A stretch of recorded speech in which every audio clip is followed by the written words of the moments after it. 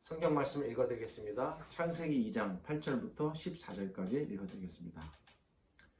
여호와 하나님이 동방의 에덴의 동산을 창설하시고 그 지으신 사람을 거기 두시고 여호와 하나님이 그 땅에서 보기에 아름답고 먹기에 좋은 나무가 나게 하시니 동산 가운데에는 생명나무와 선악을 알게 하는 나무도 있더라. 강이 에덴에서 흘러나와 동산을 적시고 거기서부터 갈라져 네 근원이 되었으니 첫째의 이름은 비손이라. 금이 있는 하윌라 온 땅을 둘렀으며 그 땅의 금은 순금이요 그곳에는 베델리엄과 호마노도 있으며 둘째 강의 이름은 기온이라. 구스 온 땅을 둘렀고 셋째 강의 이름은 히데겔이라. 아수르 동쪽으로 흘렀으며 넷째 강은 유보라 되더라. 말씀을 나누기 앞서서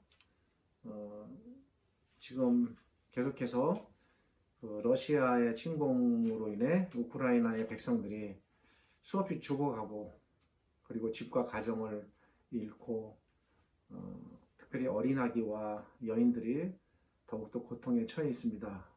이 전쟁이 속히 멈춰지고 평화가 그 땅에 깃들고 그리고 잃어버린 집과 가정과 또 부상당하신 분들이 회복되고 치료되기를 간절히 바랍니다.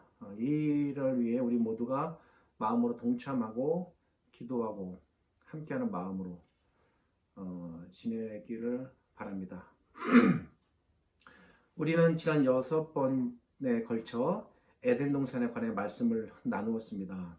오늘은 에덴 동산에 관해 기록된 이 본문을 7번째로 다루는 시간입니다. 제게도 그러했지만 제가 그렇했기에 아마 여러분은 더 하지 않았을까라는 생각이 듭니다. 참으로 긴 시간들입니다. 만약 혹 우리 신자들 중에 저의 이번 에덴 동산에 관한 이 설교들을 한 번도 빠짐없이 그리고 지금까지 모두 들으셨거나 혹 읽으신 분들이 계신다면 참으로 대단한 분이다라고 생각이 됩니다. 제 설교들이 제가 알고 있습니다. 다소 딱딱하고 그리고 좀 강의적인 성격이 강하다는 것을 제가 압니다. 그래서 집중하기가 그리 녹록하지 않으실 텐데 그런 설교들을 같은 본문으로 6번이나 계속되는 설교들을 모두 들으시고 현재까지 이 설교에 대해 설교를 계속 집중하시는 분들이 계신다면 참으로 감사하다는 말씀과 더불어 감히 제가 칭송의 말씀을 드려마지 않습니다. 이번 설교들을 준비하면서 에덴 동산을 하나님 나라로 이해하는 것이 이렇게 어렵기도 하며 또한 다루어야 할 내용들이 많다는 것에 대하여 어렴풋 짐작은 했지만 실제로 이렇게 작업하는 과정 속에서 이런 것들이 구체적으로 드러나는 것을 보면서 스스로도 놀랐습니다. 오늘은 에덴 동산을 하나님 나라의 관점으로 이해하고 바라보는 7번째 시간이며 아마도 이번 주일과 앞으로 한 2번 정도면 에덴 동산에 관한 이 설교들이 마무리가 될 것으로 생각됩니다. 제가 이제 이 본문을 가지고 하는 설교가 이런 과정을 거칠 정도의 그 깊이와 양이 있을 수밖에 없는 것이 혹 어떤 분은 이 에덴 동산에 관한 이 본문 하나만을 가지고 박사학위 논문을 쓸 정도로 이게 굉장히 성경 전체에서 비중이 큰 그런 주제입니다. 그러니까 제가 이렇게 한두 시간에 그냥 막 요약해서 그냥 이렇게 일방적으로 얘기하듯 전할 수는 없는 것입니다. 그래서 이런 과정들이 펼쳐지고 있음을 말씀드립니다. 지금까지 말씀드린 내용들을 다시 잠깐 요약해 볼까 합니다. 하나님께서 에덴 동산을 하나님 나라로 계획하시고 지으셨습니다. 뿐만 아니라 하나님께서는 에덴 동산을 정지된 하나님 나라가 아닌 계속 자라고 확장되는 하나님 나라로 그렇게 생각하셨습니다. 에덴 동산이 멈춰지지 않고 계속 확장되기 위해서는 무엇보다도 전제되어야 하는 것이 있는데 그것이 바로 아담의 생명의 영원함이었습니다. 이 하나님께서는 아담의 생명을 영원히 지속시키시고 그리고 아담의 그 영원한 생명을 기반으로 해서 에덴 동산이 계속 확장되도록 하시기 위해 두 가지 확장 장치를 두셨다고 말씀드렸습니다. 그것은 지난 시간에 말씀드린 것처럼 생명나무와 선악을 알게 하는 나무였습니다. 아마 이 부분에 대한 설교들을 통해서 그간 우리가 가졌던 왜 이런 특별히 선악을 알게 하는 나무를 두셨을까라는 것에 대한 의구심이나 오해도 다소, 하나님께 대한 오해도 다소 해소되지 않으셨을까라는 생각이 듭니다. 그러나 우리가 지난 시간들을 통해 살펴본 것처럼 아담의 죄로 말미암아 에덴 동산의 확장 장치는 완전히 망가졌고 따라서 에덴 동산도 하나님 나라로서 그 모습을 완전히 잃게 됩니다. 그리고 에덴 동산이 하나님 나라로서 그 모습을 잃게 되었다는 것은 에덴 동산이라는 하나님 나라와 더불어 영원히 살면서 에덴 동산을 하나님 나라로 발전시키기 위해 그 목적으로 아담이 지음을 받았는데 그러하기에 아담의 역할도 에덴 동산의 폐쇄와 더불어 끝나게 된다는 것입니다. 그러기에 에덴 동산의 폐쇄는 아담 입장에 봤을 때는 자기의 역할이 끝나는 것입니다. 그리고 자기 역할이 끝난다는 것은 곧 자신이 더 이상 영원히 살 수 있는 존재가 안 된다는 것이죠. 그의 생명도 끝남을 의미하는 것이었습니다. 에덴 동산의 폐쇄와 더불어 아담의 역할과 기능이 모두 끝나기 때문입니다. 이렇게 에덴 동산이 하나님 나라로서 모습을 상실하게 되었고 그리고 에덴 동산을 하나님 나라로 이끌어가야 할 아담도 죽음을 맞게 되는데 바로 그 시점에 비록 에덴 동산이 하나님 나라로서 그 모습은 상실하게 되지만 그것은 에덴 동산의 문제이고 하나님 편에서는 그렇지 않다는 거예요. 하나님께서는 자신이 꿈꾸고 계획하셨던 에덴 동산이 없다고 해서 하나님 나라 자체가 영원히 없는 건 아니거든요. 그러니까 하나님 편에서는 자기 나라를 포기하지 않으시겠다는 겁니다. 이에 하나님께서는 에덴 동산의 폐쇄를 앞두고 잠시도 쉬지 않으시고 새롭게 자신의 나라를 세워가실 새로운 계획을 이제 가동시키십니다. 어떤 단어를 쓸까? 시작하셨다, 계획하셨다, 여러 가지 고민을 했는데 그래서 가동시킨다라는 이 단어가 적절할 것 같습니다. 막 동력이 가동되는 것입니다. 우리는 이 하나님의 새로운 프로젝트가 얼마나 신속하고 빠르게 진행됐는지를 주목해 볼 필요가 있습니다. 놀랍게도 새로운 하나님 나라를 세우고자 하시는 하나님의 이 뉴 프로젝트는 아직 에덴 동산이 완전히 폐쇄되기 이전에 그리고 아담이 에덴 동산 안에 있을 때에 요점이 중요해요. 아담이 에덴 동산 안에 있을 때에 이미 새 하나님 나라의 가동이 시작되었다는 것입니다. 아담이 죄를 범하자 하나님께서는 아담에게 죽음을 선고하십니다. 그러나 하나님께서는 그 아담을 에덴 동산으로부터 추방하시기 전에 먼저 창세기 3장 15절 말씀을 주십니다. 그리고 나서 아담은 에덴 동산 밖으로 내보내지게 됩니다. 이 시간적인 순서를 좀 생각해 볼 필요가 있습니다. 즉 하나님께서는 새로운 하나님 나라의 건설을 에덴 동산이 완전히 문을 닫고 폐쇄되기 전에 이미 에덴 동산 안에서, 이 점이 중요해요. 에덴 동산 안에서 새 나라에 대한 비전이 제시되었다는 것입니다. 이 점이 매우 특이합니다.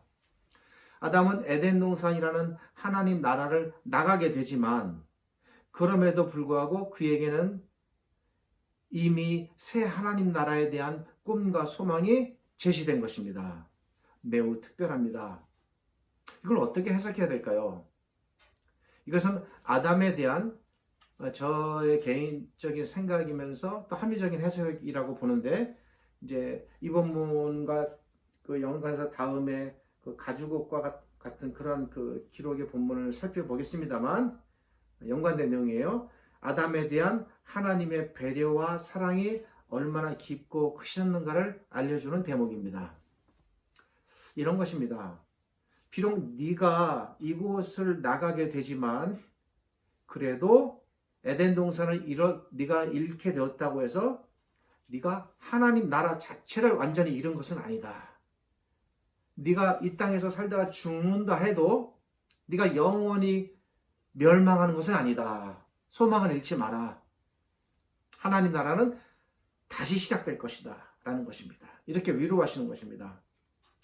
에덴 동산이 하나님 나라로서 그 모습을 상실하게 되었고 이제 폐쇄를 눈앞에 두는 바로 그 시점에서 하나님께서 이와 같이 매우 신속하게 조금 더 지체하지 않으시고 새 하나님 나라에 대한 뉴 프로젝트를 가동하시는 것입니다. 에덴 동산을 이어 세워질 새로운 하나님 나라에 관한 최초의 성경 구절이 창세기 3장 15절이다. 그렇게 말씀드렸습니다.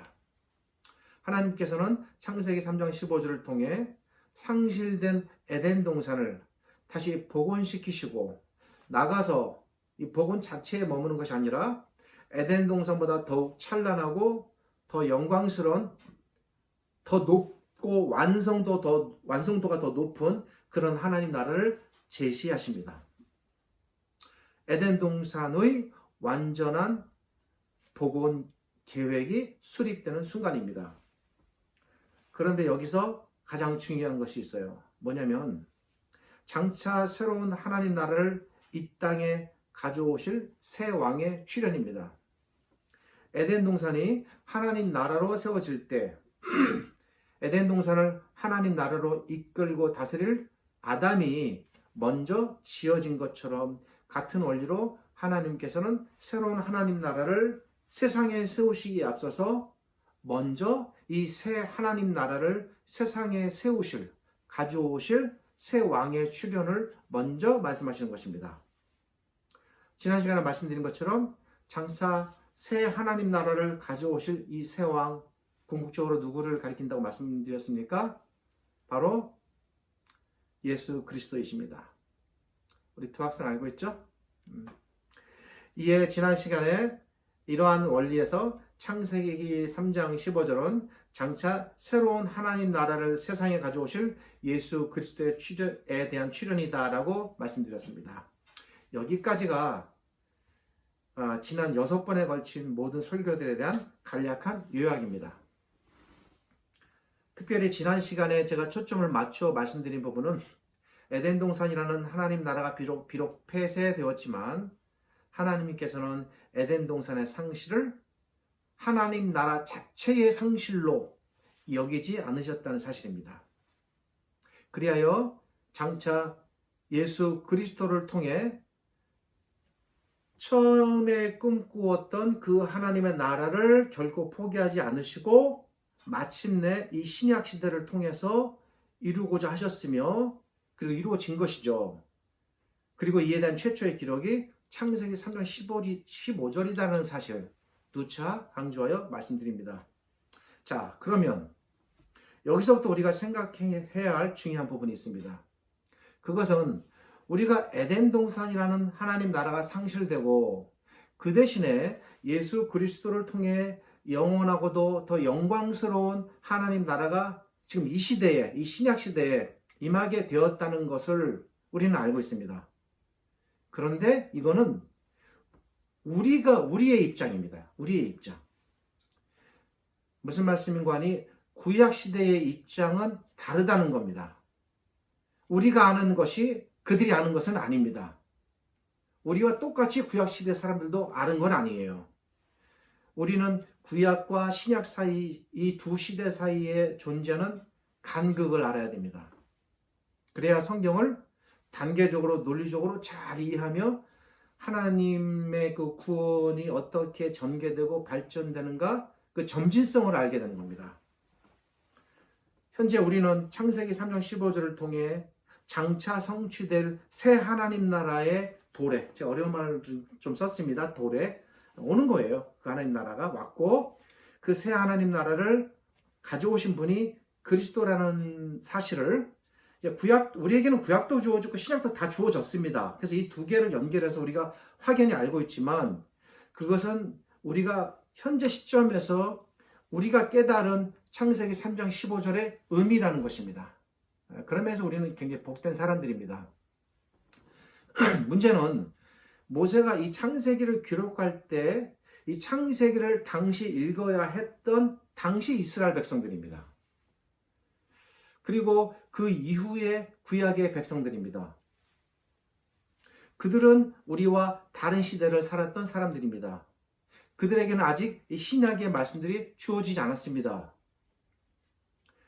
그들은 아무리 하나님께서 창세기 3장 15절을 통해서 내가 에덴 동산 대신에 새로운 하나님의 나라를 줄 것이고 그 새 하나님 나라를 이끌 새 왕을 너희에게 줄 것이다 라고 말씀하셔도 그들이 깨닫는 하나님 나라와 그들이 깨닫는 새 하나님 나라의 왕은 현재 우리가 깨닫는 이 하나님 나라와 이 하나님 나라의 왕이신 그리스도를 이해하는 수준까지는 그들이 도저히 도달할 수 없었다는 사실입니다.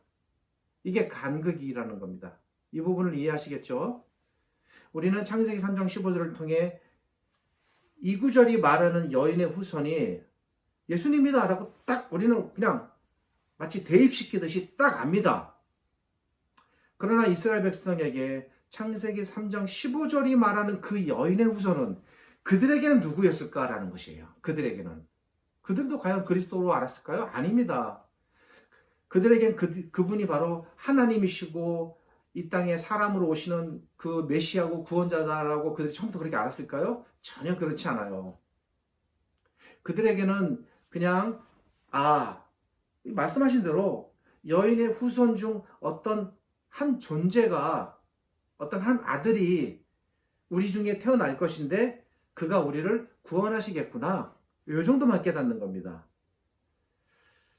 이것이 당시 아담으로부터 시작돼서 아담 이후의 사람들이 이 구절에 대해 이해하는 이해의 깊이였어요. 이 정도만 아는 겁니다. 저의 이 말이 결코 헛된 주장이 아닙니다. 창세기 5장에 이러한 증거들이 나타나기 시작합니다. 매우 분명한 증거입니다. 무드셀라의 아들 라멕이 노아를 낳게 됩니다.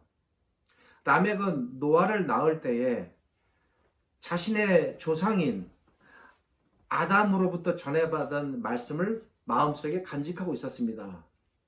그것은 뭘까요? 그것은 바로 창세기 15절 말씀입니다. 언젠가 하나님께서 한 여인의 후손을 통해 우리를 이 저주와 수고와 고통에서 건져주실 것이다 라는 소망의 말씀입니다. 이러한 사상이 아담으로부터 시작되어 그의 아들 셋, 그리고 몇 대에 걸쳐서 무드셀라, 그리고 노아, 그리고 노아의 아들인 셈, 그리고 셈의 후손인 아브라함까지 계속 이어지는 거예요. 이것을 우리가 조금 신약의 색깔로 덧칠해서 표현한다면 메시아 사상입니다. 자, 주목하십시오. 많은 신자들은 구약의 메시아 사상이 이스라엘 백성이 바벨론에 의해 멸망을 당한 이후부터 포로의 회복과 그리고 성전의 재건과 그리고 국가의 재건을 바라는 옛날의 그 출애굽을 이렇게 소망하면서 이스라엘 백성들이 그렇게 구원받을 것이다. 그래서 바벨론 포로기 이후부터 이런 메시아 사상이 이제 생겨나기 시작했을 것이다라고 많은 신자들이 생각합니다. 그러나 그렇지 않습니다. 구약의 메시아 사상은 말씀을 들으면서 이해하시겠습니다만 아담으로부터 이미 시작됐습니다. 아담이 에덴 동산으로부터 추방당했을 바로 그때부터 아담 이하의 모든 후손들은 자신들을 저주와 수고로부터 구해줄 새로운 구원자를 소망하고 바라보기 시작한 것입니다. 그러니까 하나님의 구원에 대한 기대가 이미 아담에게서부터 먼저 시작된 거예요. 그걸 바탕으로 하나님께서 그 백성들을 다 구원하시는 겁니다. 구약의 메시아 사상은 에덴 동산이 폐쇄되는 바로 그 순간부터 창세기 3장 15절 이 말씀을 기반으로 생겨났다는 사실, 절대 놓치시면 안 됩니다. 매우 중요한 부분입니다.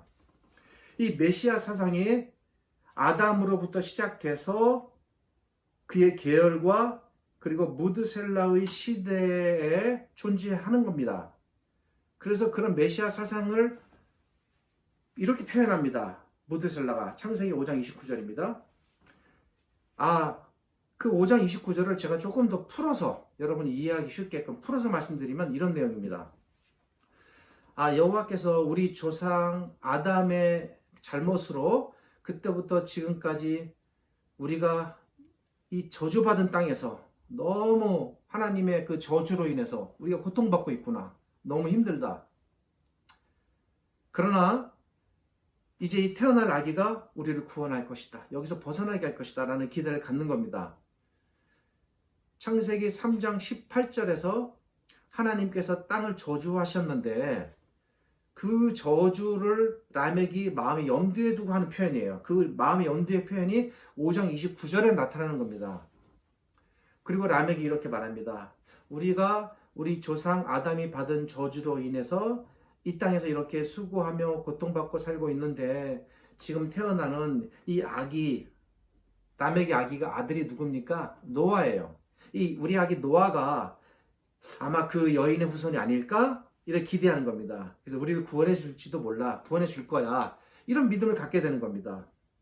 그래서 노아에게 창세기 3장 15절의 말씀이 성취될 것을 바라보면서 이런 소망을 품게 됩니다. 이 말씀이 무슨 말씀입니까?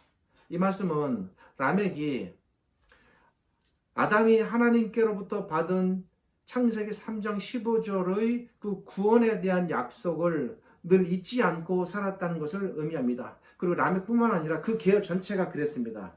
이름하여 경건한 계열입니다.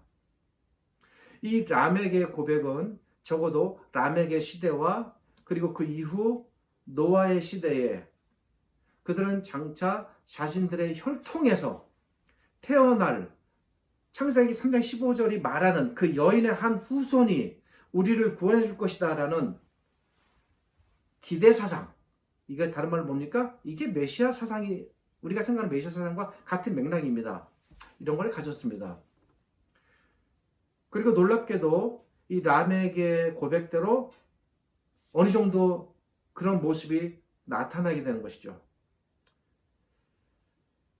왜 그렇습니까? 그것은 바로 하나님께서 라멕의 고백대로 노아를 통해 라멕의 그 후손을 보존하시고 구원하셨기 때문입니다.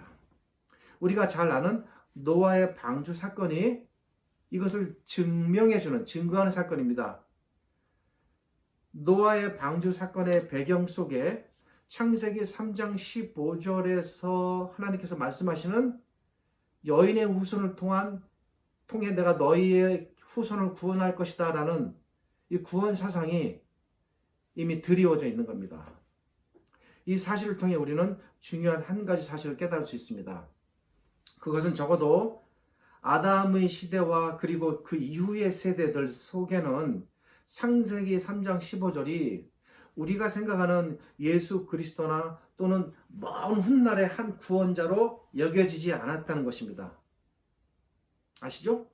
그들에게 창세기 3장 15절이 말하는 여인의 후손은 나중에 이제 이 구절을 말할 때 이 구절에 대한 그 원어의 의미와 이런 것들은 그때 다시 소상하게 다루겠습니다. 오늘 큰 틀에서만 말씀드립니다.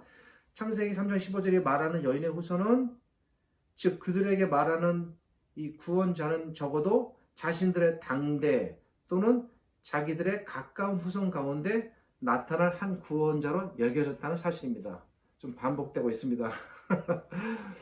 저희 집사람이 저한테 조금 뭐라 했습니다. 왜 같은 내용을 자꾸 반복하냐. 그래서 저도 당변했습니다.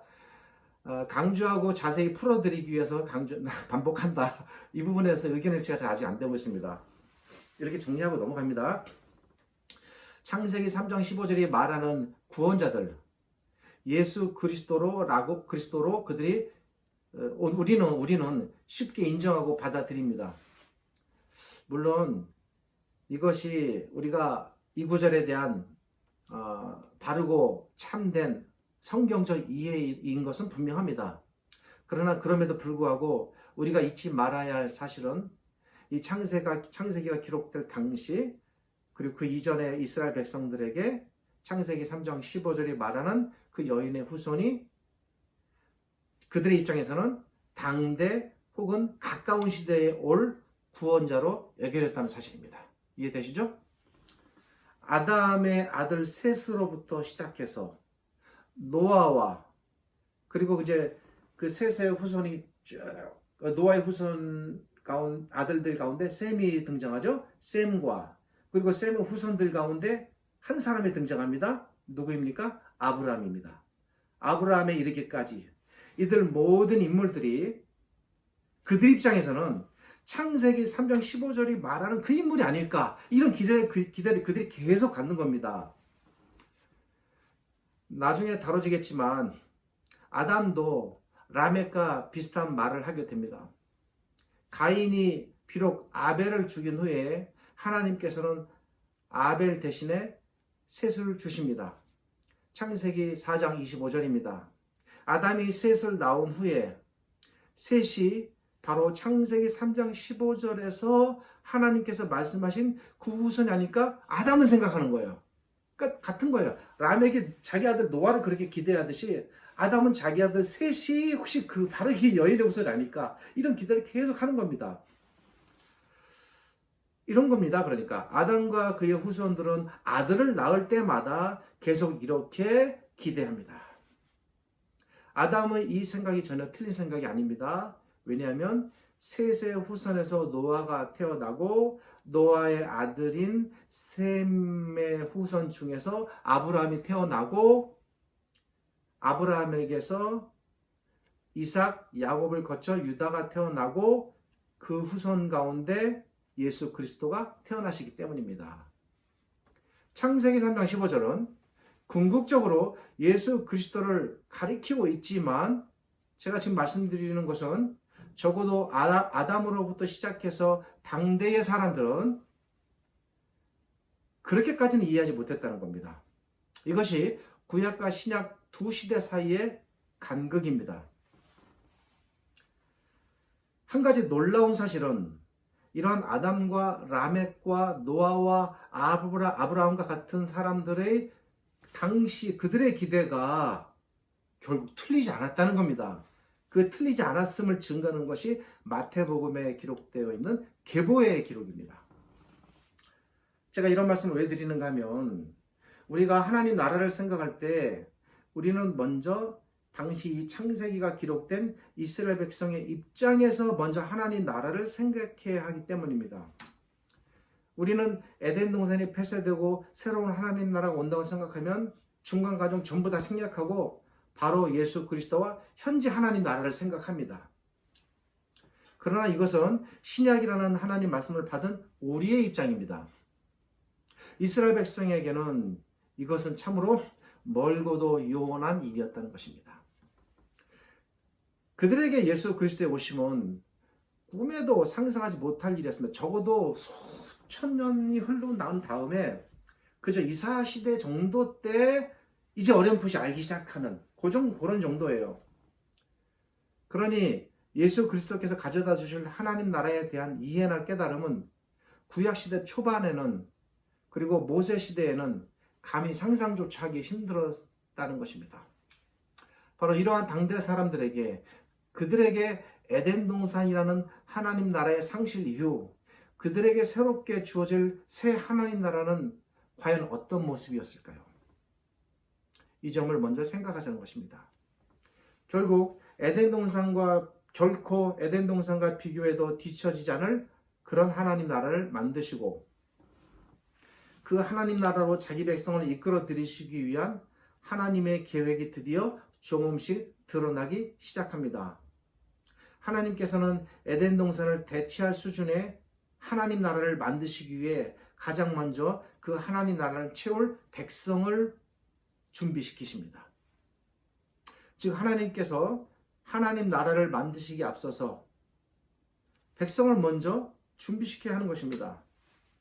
장차 만들어진 하나님 나라 안에서 살아갈 그 백성을 셀 수 없을 정도로 많게 하시려고 원래 처음부터 계획하셨는데 그 계획을 이제 계속 이루어 가시는 겁니다. 그래서 그분이 하시는 가장 우선적인 일은 메소포타미아의 이름 모를 한 지역에 살고 있는 어떤 한 사람을 장차 그분이 세우실 그 나라로 불러들이는 것입니다. 마치 하나님께서 아담 한 사람을 지으시고 그를 통해 사람들이 번성하여 에덴 동산이라는 하나님 나라 안에 살기 원하셨듯이 같은 원리로 이 한 사람을 부르셔서 새 하나님 나라를 채우려고 하시는 겁니다. 그러니까 처음에 아담을 불러서 에덴 동산을 채우려고 했던 것처럼 이 사람을 불러서 이 새 하나님 나라를 채우려고 하는 거예요. 그러니까 같은 패턴이 지금 나타나고 있습니다. 아담을 지어 동산으로 불러들이셨듯이 이 사람을 메소포타미아에서 불러서 자신의 새 하나님 나라로 지금 불러들이는 겁니다. 차이가 있다면 아담은 최초로 창조를 받은 사람이고 이분은 부름을 받았다는 사실입니다. 근데 그는 부름받기 이전에 어떤 상황 속에 살았냐면 온갖 우상이 아주 가득 차 있는 당시 메소포타미아의 문명 자체가 그러했습니다. 특별히 달신을 주신으로 섬겼습니다. 그리고 그의 아버지 또한 철저하게 우상을 숭배하며 살았고 학자들에 의하면 그런 우상들을 만들어 가공하여 판매하는 판매업까지 했다고 보는 입장도 있습니다. 데라가 그랬다는 거예요. 그런 상황 속에서 아브라함이 영적으로 어떻게 살았을까요? 그런 측면을 우리가 생각해 본다면 영적인 면에서 그가 완전히 새롭게 창조되었다고 해도 결코 과언이 아닐 것입니다. 이 사람이 바로 우리가 아는 아브라함입니다. 하나님께서 생명이 없는 아담에게 생명을 불어넣으신 것이나 영적으로 죽어있는 아브라함을 선택하셔서 그에게 새 생명을 주신 것이나 같은 것입니다. 이렇게 아담과 아브라함은 모두 새 생명을 부여받아 그의 나라로 인도함을 받게 되는 겁니다. 하나님께서 에덴 동산이라는 하나님 나라 안에서 살도록 아담을 지으신 것처럼 자신이 새롭게 만들어 가실 새 하나님 나라에 살 하나님 나라의 최초 인물로 아브라함을 부르시게 됩니다. 아담의 창조가 곧 아브라함의 부르심으로 이어지는 순간입니다. 아브라함의 부르심 안에 이런 성경적 원리가 들어있음을 우리가 좀 깨달을 필요가 있습니다. 이렇게 새 하나님 나라의 최초 인물로 아브라함을 부르신 하나님께서는 그를 어디로 이끄십니까?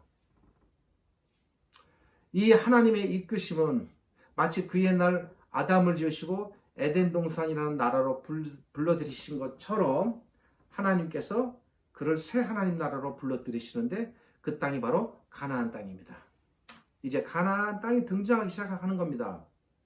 이렇게 하여 비록 에덴 동산이라는 하나님 나라는 폐쇄되고 상실되었지만 마침내 하나님께서는 에덴 동산을 대체할 어떤 면에서 에덴 동산보다 더 찬란하고 영광스러운 하나님 나라를 만드시기 위하여 드디어 새 하나님 나라에 대한 가동을 시작하십니다.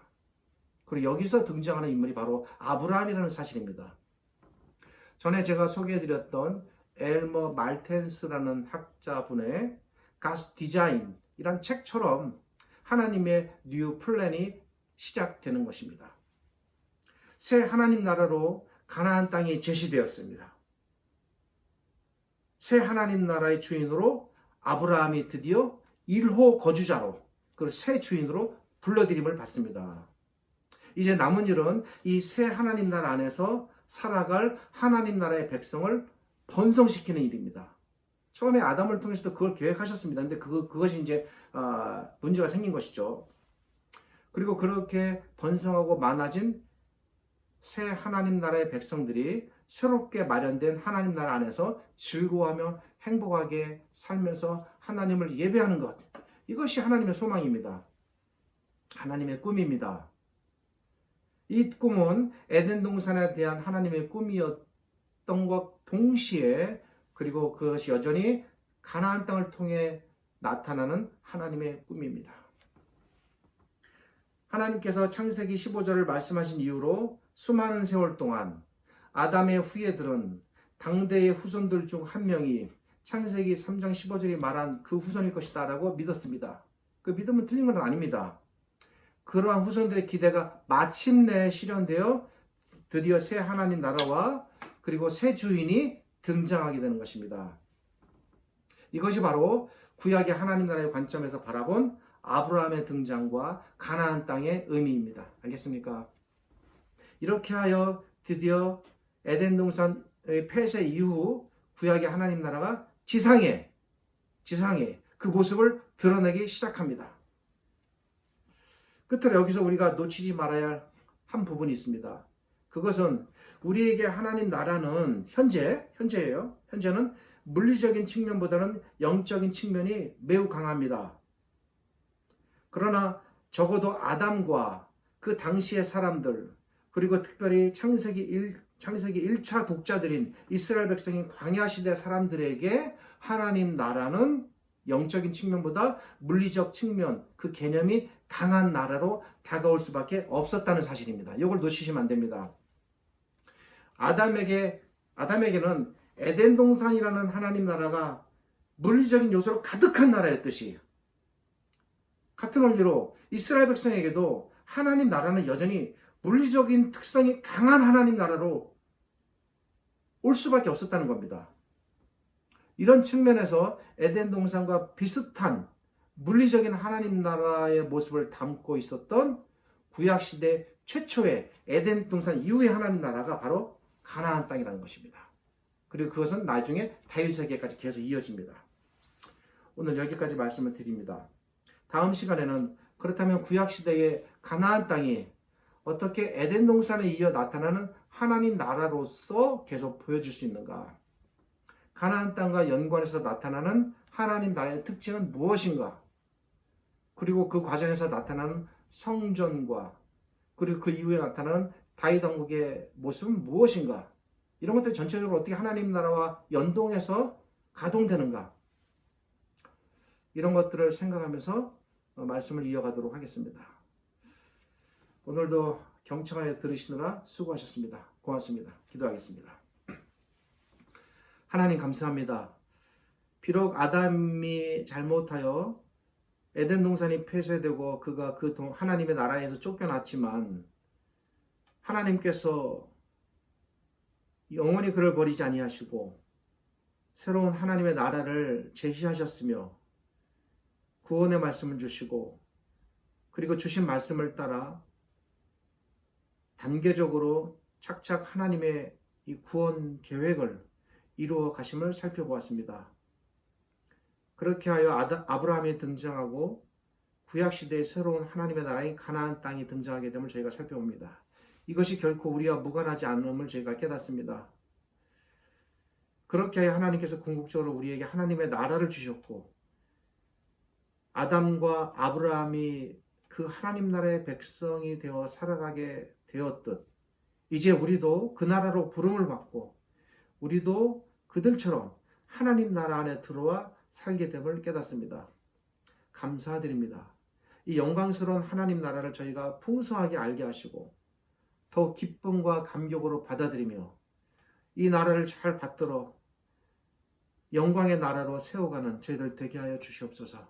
지금은 우리 주님 예수 그리스도의 은혜와 저희를 지극히 사랑하시는 아버지 하나님의 크신 사랑과 오늘도 이 말씀을 우리를 깨닫게 하시고 위로하시며 이 거룩한 주일에 함께 하시는 성령 하나님의 함께 하심이 하나님의 나라를 지극히 사랑하며 받들고 그 나라 안에서 머물며 즐거이 살아가는 이 땅의 모든 백성들 자녀들 위해 영원토록 함께 하시기를 예수님의 이름으로 축복하며 기도드립니다. 아멘.